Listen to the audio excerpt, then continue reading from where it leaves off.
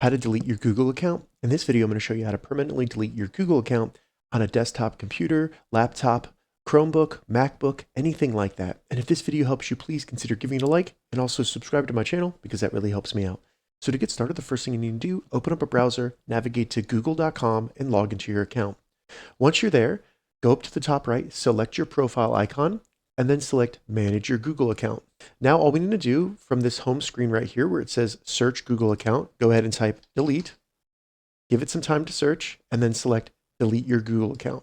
When you do that, it's going to ask you to log into your account or verify your identity. Go through that process, and then you'll be brought to delete your Google account. Scroll down, and at the bottom, you just need to acknowledge some checkboxes, read through that, and acknowledge that you want to permanently delete this Google account and all its data. So check these boxes and then select Delete Account. It may ask you to confirm one more time, but after that, your Google account will be permanently deleted and cannot be recovered.